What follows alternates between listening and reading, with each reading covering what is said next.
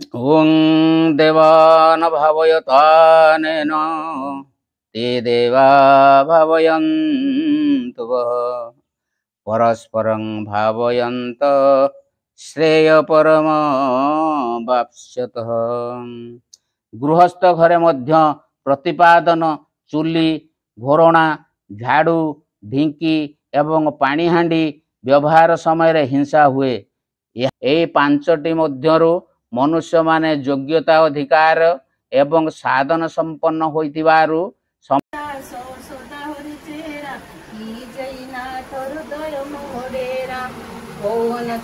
संकट हरना मंगल मूर्ति रूप राम लखन सीता सहित हृदय बसई जय राम श्री राम जय सीताराम संकट मोचन वीर हनुमान बोलो जय राम श्री राम जय सीताराम संकट मोचन वीर हनुमान हनुमान जना सुन वायुपुत्र महाबल राम सफलगुण सौखाति घाट्यमित विक्रम उदरित मनसैव सीता स्वविना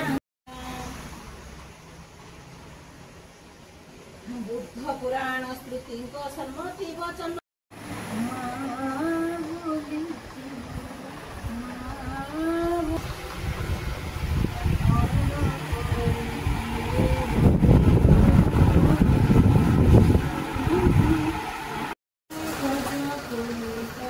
ओं नमो भगवते वासुदेवाय ओं परमात्मने नमः। हरि ओं हरि ओं हरि ओं ओं ओं ओं ओं ओं ओं देवान भावयतानेन ते देवा भावयन्तु वः परस्परं भावयन्त श्रेयपरमावाप्स्यतः। तुम्भे माने जदि एही यज्ञ द्वारा देवता मानक उत्पन्न कर एवं सेई देवता माने तुमको उत्पन्न करंतु एही भली निस्वार्थ भाव रे एक अन्य को उत्पन्न करने द्वारा तुम्भे माने परम कल्याण प्राप्त होई जीवो। अनेन पद एठारे कहार वाचक एवं यहा द्वारा देवता मानक उत्पन्न करिबा कहिले कौन बुझा जाए।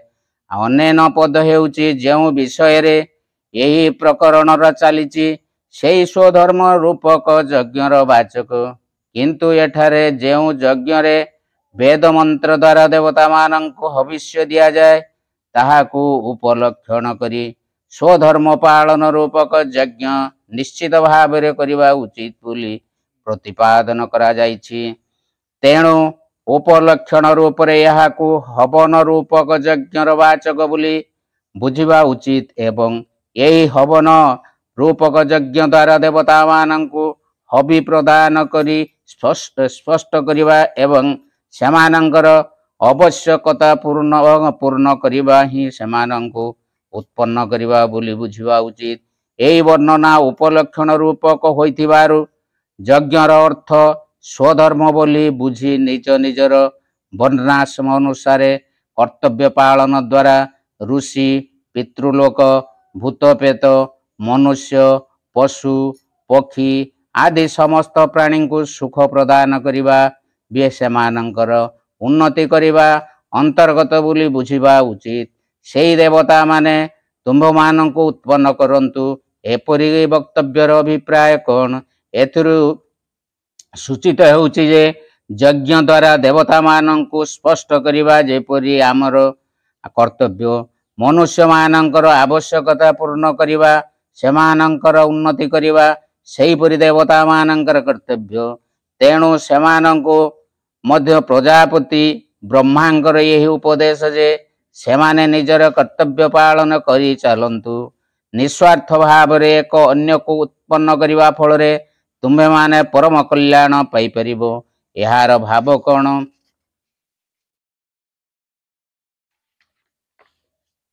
एहा द्वारा प्रजापति ब्रह्मा कहिसंती निज निजर स्वार्थ त्याग करी एपरि भाव रे एक अन्यर उन्नति कल्पे निजर कर्तव्य पालन करिबा द्वारा तुम्भे माने यही सांसारिक उन्नति लाभ करिबा संगे संगे परम कल्याणमय मोक्ष मध्य प्राप्त होई पारिबो। अभिप्राय हेउची एठारे देवता मानंक पाई ब्रह्मांकर यही आदेश जे मनुष्य माने जदि देवता मानंकर सेवा पूजा यज्ञादि न करंती तेबे मध्य देवता माने कर्तव्य बोली विचारी मनुष्य मानंकर उन्नति करांतु एवं मनुष्य मानंक प्रति यही आदेश जे सेमाने देवता मानंकर पुष्टि और उन्नति पाई स्वार्थ त्याग पूर्वक देवता मानंकर सेवा पूजा यज्ञादि कर्म करिबा उचित। यह व्यतीत अन्य ऋषि पितृ मनुष्य पशुपक्षी कीट पतंग आदि को मध्य निस्वार्थ भाव रे स्वधर्म पालन द्वारा सुख प्रदान करिबा आवश्यक। ओम हरि ओम नमो भगवते वासुदेवाय। ओं इष्टान भोगान हि वो देवा दास्यन्ते यज्ञ भाविता ते दत्तान प्रदायेभ्यो जो भुंक्ते तेन एव सह। यज्ञ द्वारा संवर्धित देवता माने तुमको बिना प्रार्थना रे वांछित भोग निश्चय प्रदान करि चलिवे। सेई देवता मानंक द्वारा एपरि प्रदत्त भोग पदार्थ गुड़ी को जो मनुष्य सेमानंकु समर्पण न करी स्वयं भोग करे से चोर ही अटे। यज्ञ द्वारा संवर्धित देवता माने तुम्भ मानंकु वांछित भोग निश्चय प्रदान करिवे। एही वाक्यर अभिप्राय कौन? या द्वारा सूचना दिया जाउछि तुम्भे माने निजर कर्तव्य अवश्य पालन करिबा उचित। पुणी तुम्भ मानंक द्वारा करा जाउथिबा यज्ञ रे संवर्धित देवता माने तुम्भ मानंकु सदा सर्वदा सुख भोग पाई तथा जीवन निर्वाह पाई आवश्यक प्रदान जे प्रदान करि चलिबे सेथिरे संदेहर अवकाश नाही। कारण सेमाने निजर कर्तव्य पालन करिबा को बाध्य। जेउ मनुष्य सेमानंक द्वारा प्रदत्त भोग पदार्थ मान सेमानंकु समर्पण न करी निजे भोग करे से निश्चय चोर। यही कथार भाव कौन? ए पर्यंत प्रजापति वचन को उद्धार करी वर्तमान भगवान उपरोक्त वाक्य रे देखाउछंती जे ब्रह्मांकर उपदेश अनुसार सेई देवता माने सृष्टिर आदि कालरू मनुष्य मानंकु सुख प्रदान करिबा पाई सेमानंकर आवश्यकता पूर्ण करिबा पाई पशु पक्षी औषधि वृक्ष तृण आदि सहित समस्तंकर सृष्टि साधन करुचंती एवं अन्न जल पुष्प फल धातु आदि समस्त उपयोगी वस्तु मनुष्य मानकु देइछंती। जेउ मनुष्य माने सेई देवतांकर एही ऋण परिशोध न करी सेमानंकर न्यायोचित स्वत सेमानंक अर्पण न करी निज काम रे लगाई दियंती सेमाने प्रकृत रे कृतज्ञ ओ चोर। ठीक सही परी स्नेहाशीष पिता मातांक द्वारा पालित पोषित होइतिबा जेउ पुत्र माता मानंकर सेवा करे नाही एवं सेमानंकर मृत्यु परे श्राद्ध तर्पण आदि करे नाही पुणी काहारी ठारू उपकार पाउथिबा जेउ मनुष्य तार यथासाध्य प्रत्युप्रकार करे नाही अथवा जेउ दत्तपुत्र पितामा ठारू प्राप्त संपत्ति को केवल उपभोग करी पितामातांकर सेवा करे नाही से निश्चित भाव रे कृतज्ञ ओ चोर अटे। जदि देवता माने मनुष्यंक द्वारा संवर्धित हेबा परे सेमानंको आवश्यकीय दे भोग पदार्थ मान प्रदान करुथांती तेबे सेमानंक ठारू प्राप्त भोग्य वस्तु सेमानंको समर्पण न कले मनुष्य चोर हेब किपरि? मनुष्य आरंभ कालरू मनुष्य माने यज्ञ द्वारा देवता मानंकु संवर्धित करि आसुचंती ओ देवता माने मनुष्य मानंकु भोग्य वस्तु प्रदान करि आसुचंती। यही परंपरा सृष्टिर आरंभ कालरू चली आसीची। यही परंपरागत आदान प्रदान रे जेउ मनुष्य माने प्रथमे यज्ञ आदि द्वारा देवता मानंकु संवर्धित करंती एवं एबे भी करि आसुचंती सेमाने चोर नुहंती किंतु अन्य मनुष्य माने द्वारा संवर्धित होइतिबा देवता मानंक ठारू इष्ट भोग पाई जेउ माने देवता मानंक पाई यज्ञाति करंती नाही ସେମାନଙ୍କୁ ଚୋର ବୋଲି କୁହାଯିବା ଉଚିତ। ଲୋକେ ଗାଈ ପୋଷୁଛନ୍ତି ଓ ପୁଷ୍ଟ ହୋଇଯିବା ଗାଈର ଦୁଧ ଖାଉଛନ୍ତି, କିନ୍ତୁ ଯଦି ଗାଈର ସେବା ନ କରୁଥିବା କୌଣସି ଲୋକ ଗାଈର ଦୁଧ ଦୁଇଁ ନେଇ ଖାଇବା ବେଳେ କହିବ, ମନୁଷ୍ୟମାନେ ଗାଈର ସେବା କରୁଛନ୍ତି, ମୁଁ ମଧ୍ୟ ମନୁଷ୍ୟ, ତେଣୁ ମୋର ଦୁଧ ଖାଇବାର ଅଧିକାର ଅଛି, ତେବେ ସେପରି ଲୋକକୁ ଚୋର ବୋଲି କହିବା ଉଚିତ। ସେହିପରି ମନୁଷ୍ୟ ଦ୍ୱାରା ସମ୍ବର୍ଦ୍ଧିତ ହୋଇଥିବା ଦେବତାମାନଙ୍କ ଠାରୁ ଭୋଗ ପାଇଁ ଯେଉଁ ଲୋକ ଯେଉଁ ଦେବତାମାନଙ୍କୁ କିଛି ପ୍ରଦାନ ନ କରି ନିଜେ ଭୋଗ କରେ, ସେପରି ଲୋକଙ୍କୁ ଚୋର ବୋଲି ଧରି ନିଆଯାଏ। ଏହିପରି ବ୍ରହ୍ମାଙ୍କ ବଚନରେ ପ୍ରମାଣ ଦେଇ ଭଗବାନ ଯଜ୍ଞ ଆଦି କର୍ମକୁ କର୍ତ୍ତବ୍ୟ ବୋଲି ପ୍ରତିପାଦନ କରିଛନ୍ତି ଏବଂ ତା ସଙ୍ଗେ ସଙ୍ଗେ କର୍ତ୍ତବ୍ୟ ପାଳନ କରୁନଥିବା ଲୋକଙ୍କୁ ଚୋର ବୋଲି ନିନ୍ଦା କରିଛନ୍ତି। ବର୍ତ୍ତମାନ ସେହି କର୍ତ୍ତବ୍ୟ କର୍ମ ଆଚରଣ କରୁଥିବା ମନୁଷ୍ୟମାନଙ୍କୁ ପ୍ରଶଂସା କରି ସେମାନଙ୍କର ବିପରୀତ କର୍ମ କରୁଥିବା ଅର୍ଥାତ୍ କେବଳ ଶରୀର ପୋଷଣ ନିମିତ୍ତ ହିଁ କର୍ମ କରୁଥିବା ପାପୀମାନଙ୍କୁ ନିନ୍ଦା କରିଛନ୍ତି। ଓଂ ଯଜ୍ଞ ଶିଷ୍ଟାସିନ ସନ୍ତୁ ମୁଚ୍ୟନ୍ତେ ସର୍ବକିଳ୍ବିଷୈଃ ଭୁଜନ୍ତେ ତେ ପୁତଘ୍ନଂ ପାପ ଯେ ପଚନ୍ତ୍ୟାତ୍ମକାରଣାତ୍। ଯଜ୍ଞରୁ ବଳିଥିବା ଅନ୍ନକୁ ଭୋଜନ କରୁଥିବା ଶ୍ରେଷ୍ଠ ପୁରୁଷମାନେ ସମସ୍ତ ପାପରୁ ମୁକ୍ତ ହୋଇଯାନ୍ତି ଏବଂ ଯେଉଁ ପାପୀ ଲୋକମାନେ ନିଜର ଶରୀର ପୋଷଣ ପାଇଁ ଅନ୍ନ ରନ୍ଧନ କରନ୍ତି, ସେମାନେ ପାପ ହିଁ ଭୋଜନ କରନ୍ତି। ଯଜ୍ଞାଶିଷ୍ଟ ସିନଃ ପଦ ଯେଉଁ ମନୁଷ୍ୟମାନଙ୍କ ପାଇଁ ବାଚକ। ଏଠାରେ ଯଜ୍ଞ ଶବ୍ଦ ପ୍ରୟୋଗ ଦ୍ୱାରା ଭଗବାନ ପ୍ରଧାନତଃ ଯଜ୍ଞ ମହାଯଜ୍ଞକୁ ଲକ୍ଷ୍ୟ କରିଛନ୍ତି ଏବଂ ଯେଉଁ ସମସ୍ତ ଶାସ୍ତ୍ରୀୟ ସତ୍କର୍ମ ବିଭିନ୍ନ କ୍ରିୟା ଦ୍ୱାରା ସମ୍ପାଦିତ ହୁଏ, ସେହି ସତ୍କର୍ମ ବିଷୟ କହିଛନ୍ତି। ସୃଷ୍ଟି କାର୍ଯ୍ୟ ସୁଚାରୁ ରୂପେ ସଞ୍ଚାଳନ କରିବା ତଥା ସୃଷ୍ଟିର ଜୀବମାନଙ୍କୁ ଉତ୍ତମ ରୂପେ ପାଳନ ପୋଷଣ କରିବା। ଯେଉଁ ପାଞ୍ଚ ଶ୍ରେଣୀର ପ୍ରାଣୀମାନଙ୍କର ପରସ୍ପର ସମ୍ବନ୍ଧ ରହିଛି, ସେମାନେ ହେଲେ ଦେବତା, ଋଷି, ପିତୃ, ମନୁଷ୍ୟ ଓ ଅନ୍ୟ ପ୍ରାଣୀମାନେ। ଏହି ପାଞ୍ଚ ପ୍ରକାର ପ୍ରାଣୀଙ୍କର ସହଯୋଗରେ ସମସ୍ତଙ୍କର ସୃଷ୍ଟି ହୁଏ। ଦେବତାମାନେ ସମସ୍ତେ ସଂସାରକୁ ଇଷ୍ଟ ଭୋଗ ଦିଅନ୍ତି, ଋଷି ମହର୍ଷିମାନେ ସମସ୍ତଙ୍କୁ ଜ୍ଞାନ ଦିଅନ୍ତି, ପିତୃମାନେ ସନ୍ତାନମାନଙ୍କର ଭରଣ ପୋଷଣ କରନ୍ତି ଏବଂ ମଙ୍ଗଳ କାମନା କରନ୍ତି, ମନୁଷ୍ୟମାନେ କର୍ମ ଦ୍ୱାରା ସମସ୍ତଙ୍କର ସେବା କରନ୍ତି ଏବଂ ପଶୁ ପକ୍ଷୀ ବୃକ୍ଷାଦି ସମସ୍ତଙ୍କର ସୁଖ ସାଧନ ରୂପେ ନିଜକୁ ସମର୍ପିତ କରିଦିଅନ୍ତି।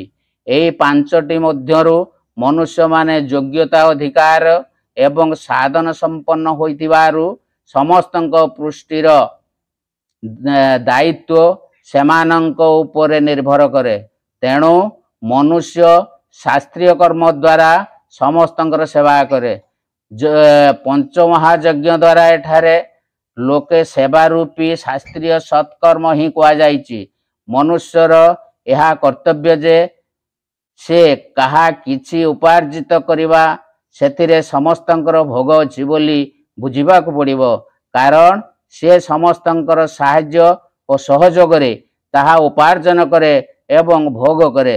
ତେଣୁ ଯେଉଁ ମନୁଷ୍ୟମାନେ ଯଜ୍ଞ କରିବା ପରେ ବଳିଥିବା ଅନ୍ନରୁ ଏହି ସମସ୍ତଙ୍କୁ ସେମାନଙ୍କର ପ୍ରାପ୍ୟ ଭାଗ ଦେଇସାରିବା ପରେ ଅବଶିଷ୍ଟ ଅନ୍ନ ସେବନ କରନ୍ତି, ଶାସ୍ତ୍ରକାରମାନେ ସେମାନଙ୍କୁ ଅମୃତ ଭୋଜି ବୋଲି କହନ୍ତି। ଯେଉଁ ଲୋକେ ଏପରି କରନ୍ତି ନାହିଁ, ସେମାନଙ୍କର ସ୍ୱତ ମାରି କେବଳ ନିଜ ପାଇଁ ଉପାର୍ଜନ କରନ୍ତି ଓ ନିଜେ ଭୋଗ କରନ୍ତି, ସେମାନେ ପାପ ହିଁ ଖାଆନ୍ତି। କ୍ରିୟା ଦ୍ୱାରା ଉପାର୍ଜିତ ଅନ୍ନକୁ ରନ୍ଧନ କରିବା ପରେ ହିଁ ଭୋଜନ କରାଯାଏ। ସେହି ଅନ୍ନର ଅଗ୍ନିରେ ଆହୁତି ନଦେଲେ ଯଜ୍ଞଦେବ ଓ ବଳି ବୈଶ୍ୟଦେବ ସିଦ୍ଧ ହୁଏ ନାହିଁ। ତେଣୁ ଏଠାରେ ହୋମ ଓ बलि वैश्यदेव को प्राधान्य दि जाइछि किंतु केवल होम और बलि वैश्यदेव रूपक कर्म करदेले पंचमहायज्ञ पूर्ण हो जाए नाही। जो माने समस्त को निज उपार्जन यथा भोग्य भाग देखा दे सारिबा परे बलि थिबा अन्न भोजन करती सेमान ही वास्तव रे यज्ञ रु बलि थिबा अन्न ग्रहण करिथांती। सेपरि स्वार्थ त्यागी कर्मयोगी मानकर वाचक रूपे एठारे यज्ञ शिष्टा सिन्ह पद व्यवहार करा जाइछि। संतः पद एठारे साधक मानकर ना सिद्ध मानकर वाचक। यह साधक मानकर वाचक कारण सिद्ध पुरुष मानकर पाप हुए नाही एवं एठारे पापरु मुक्त हेबार कथा कहा जाइछि। संतः पदर प्रयोग कौन सिद्ध पुरुष मानक पाई होई परिबो नाही एवं सिद्ध पुरुष माने कौन यज्ञ करती नाही। सिद्ध पुरुष माने तो संत ही अटंती किंतु एही प्रकरण रे संत पदर अर्थ निस्वार्थ भाव रे कर्म करुथिबा साधक सिद्ध पुरुष माने मध्य यज्ञ करती किंतु से माने पापरु मुक्त हेबाकु करती नाही बरं स्वाभाविक भाव रे लोक संग्रह पाई करती। एठारे समस्त पापरु मुक्त हेबा कथारु केउ भाव ग्रहण करिबाकु हेबो। मनुष्यर पूर्व जन्मर पाप संचित थाए एवं वर्तमान जीवन निर्वाह निमित्त करा जाउथुवा वैध स्वार्थ उपार्जन रे मध्य आनुषंगिक पाप हुए। सर्वारंभा ही द्वेषेण धूमेनाग्नि रिवाहुता। न्याय रे होम प्रजापालन युद्ध कृषि व्यापार एवं शिल्प आदि प्रत्येक जीवन धारण कार्य रे किछि ना किछि हिंसा हेउथाय। गृहस्थ घरे मध्य प्रतिपादन चुली घोरणा झाड़ू ढिंकी एवं पानी हांडी व्यवहार समय रे हिंसा हुए। यह व्यतीत प्रदान आदि कारणरू अन्यान्य प्रकार रे मध्य अनेक पाप हेउथाय। जेउ पुरुष निस्वार्थ भाव रे केवल लोक सेवा को आखि आगरे रखी समस्त जीवन को सुख प्रदान करने को पंच महायज्ञ आदि करती एवं एपरि यज्ञ रे जीवन धारण रे उपयोगिता रही बोली स्वीकार करी निजर न्यायोचित धन रे यथाशक्ति यथायोग्य समस्तंकर सेवा रूपक यज्ञ करती एवं केवल अन्य मानकर सेवा पाई जीवन धारण करने उद्देश्य रे सेतिरु बलि थिबा अन्न प्रदान रूप रे ग्रहण करती। सेई सत्पुरुष माने अतीत एवं वर्तमान समस्त पाप मुक्त होई सनातन ब्रह्मपद पाई जाती। तेणु एपरि साधकों को संत कुआ जाए। यहाँ ही एठारे समस्त पाप मुक्त हेबार भाव जे निजर सुख उपभोग प्राप्ति निमंते शास्त्र विधि अनुसार कर्म करती एवं प्राश्चित रूपक प्रतिपादन हवन बलि वैश्यदेव आदि कर्म करी समस्तंक स्वत सेमानकु देई दियंती। घरे हेउथिबा प्रतिदिनर पंचविध पापरु सेई सकाम पुरुष मध्य मुक्त हो जाती। किंतु एठारे कर्तामा पाई संत और पद एवं किलमिसेई सहित सर्वविशेषण आसीथिबारु यह बुझिबाकु हेबो जे यही परि निष्काम भाव रे पंच महायज्ञ अनुष्ठान करुथिबा संत पुरुष भूत एवं वर्तमान समस्त पाप मुक्त हो जाती। जो माने निजर शरीर पोषण पाई ही खाद्य रंधन करी खांती सेमानंकु पापी एवं सेमानंक भोजन को पाप बोली काहींकी कुआ जाइछि। एठारे रांधिबा खाइबा उपलक्ष्य रे इंद्रिय मानक द्वारा भोग करा जाइथिबा एमन समस्त प्रकार भोग जथा कुआ जाइछि। जेउ पुरुष यही भोगर उपार्जन एवं यार यज्ञ विशिष्ट उपभोग निष्काम भाव रे केवल लोक सेवा पाई करती से उपरोक्त प्रकार रे सकल पाप मुक्त हो जाती एवं जे केवल सकाम भाव रे समस्त को न्यायोचित भाव देई उपार्जित भोग सामग्री उपभोग करती से मध्य पापी नुहंती। किंतु जेउ लोके केवल निजर सुख पाई ନିଜର ଶରୀର ପାଇଁ ଓ ନିଜର ଇନ୍ଦ୍ରିୟ ପୋଷଣ ପାଇଁ ଉପାର୍ଜନ କରନ୍ତି ଏବଂ ନିଜ ପାଇଁ ତାହା ଭୋଗ କରନ୍ତି ସେହି ଲୋକ ପାପ ଦ୍ୱାରା ପାପ ଉପାର୍ଜନ କରନ୍ତି ଏବଂ ପାପ ହିଁ ଉପଭୋଗ କରନ୍ତି କାରଣ ସେମାନଙ୍କର କ୍ରିୟା ଯଜ୍ଞାର୍ଥ ହୁଏ ନାହିଁ କି ସେମାନଙ୍କର ନିଜର ଉପାର୍ଜନରୁ ସମସ୍ତଙ୍କୁ ସେମାନଙ୍କର ଯଥାଯୋଗ୍ୟ ଅନ୍ୟାୟ ଭାଗ ଦିଅନ୍ତି ନାହିଁ ତେଣୁ ସେମାନଙ୍କର ଉପାର୍ଜନ ଏବଂ ଉପଭୋଗ ଉଭୟ ପାପମୟ ହୋଇଥାଏ ଓ ସେହି କାରଣରୁ ସେମାନଙ୍କୁ ପାପୀ ଓ ସେମାନଙ୍କର ଭୋଗରୁ ପାପ ଭୋଗ କୁହାଯାଇଛି। ଏଠାରେ ପ୍ରଶ୍ନ ହୁଏ ଯଜ୍ଞ ନ କଲେ କ୍ଷତି କ'ଣ? ଏହା ଉପରେ ସୃଷ୍ଟିଚକ୍ରକୁ ସୁରକ୍ଷିତ ରଖିବା ପାଇଁ ଭଗବାନ ଯଜ୍ଞର ଆବଶ୍ୟକତା ପ୍ରତିପାଦନ କରିଛନ୍ତି।